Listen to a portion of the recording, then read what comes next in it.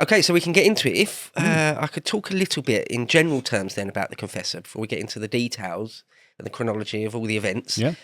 Because he's one of those people that is, he's quite famous, isn't he, really? Edward Confessor. Yeah. Everyone that knows the story of the conquest, which Americans might not be as familiar, but anyone who's English, you're sort of brought up with it, aren't you? Well, in previous eras you were. Yeah, perhaps not now. Yeah.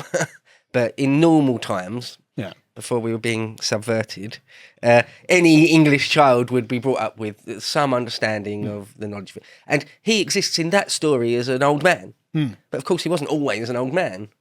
So there's much more to him. So first to sort of dispel that, or to come to terms with that, he wasn't just this white-haired, old, pious chap. There's more to him. So got one paragraph from Churchill, and then I've got another one from Nicholas Vincent, if I can read those. Yeah. And we'll set the scene.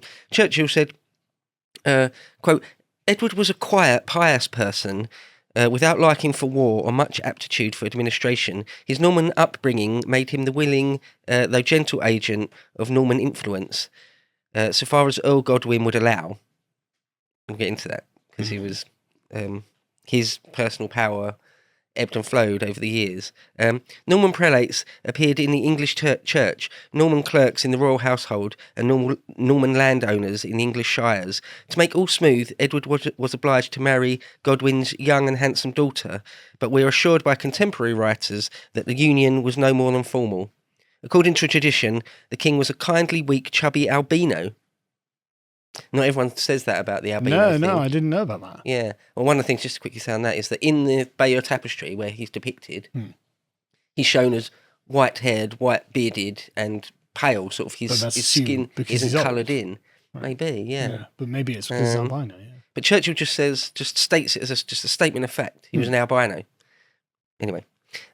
Some later writers profess to discern a latent energy in a few of his dealings with the formidable group of Anglo-Danish warriors that surrounded him. Nevertheless, his main interest in life was religious, and as he grew older, his outlook was increasingly that of a monk.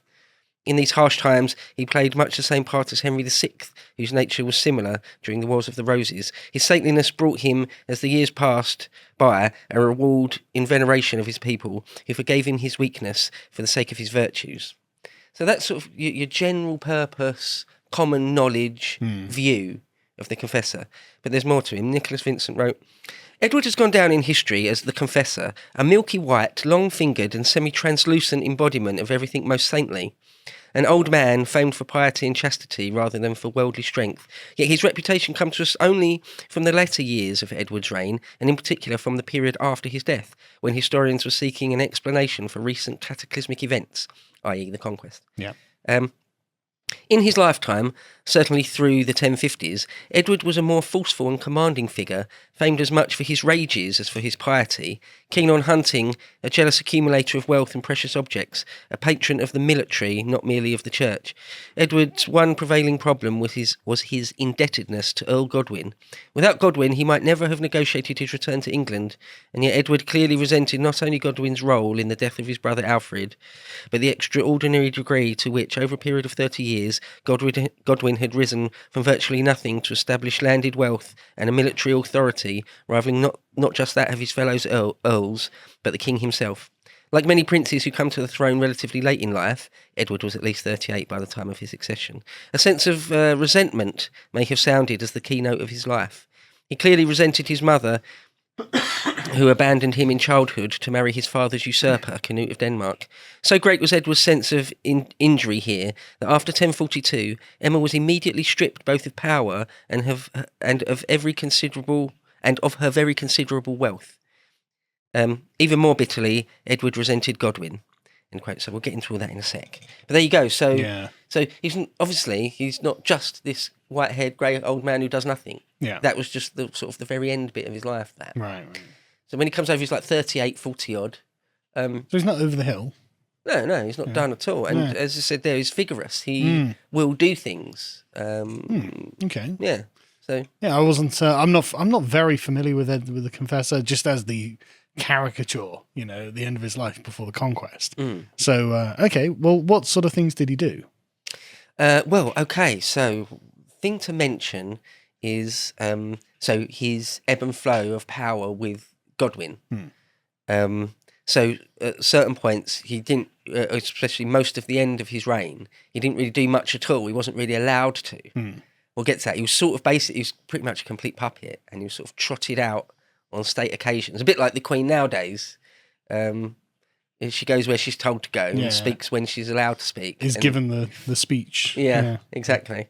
But at the beginning of his reign, also the key thing is that he comes over. He was invited over, wasn't he? He was invited over, so he's not like a William the Conqueror or a Bolingbroke or a William of Orange. He's not.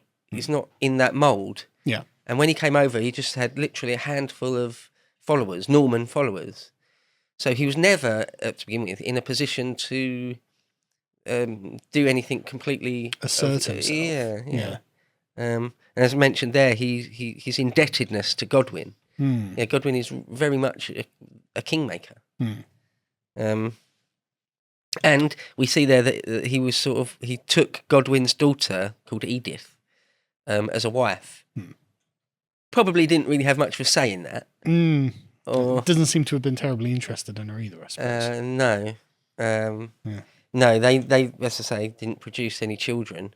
And she said that, they never consummated the marriage. She's just not interested in any of that. But people say maybe that's just because of his piety. It might be because of other things. It might be things like we don't know about. But it may just be, or quite possibly could be, that he didn't want to give Godwin a grandson who's going to be king. That's a fair point. It's like, sort of, screw you. Like, you basically forced me to marry your daughter so you can have a grandson who's a legit heir. Well, how about no? How about I'm just not going to do that? How do you like me now? That's a great deal of self-control. Well, yeah. To watch the full video, please become a premium member at lotuseaters.com.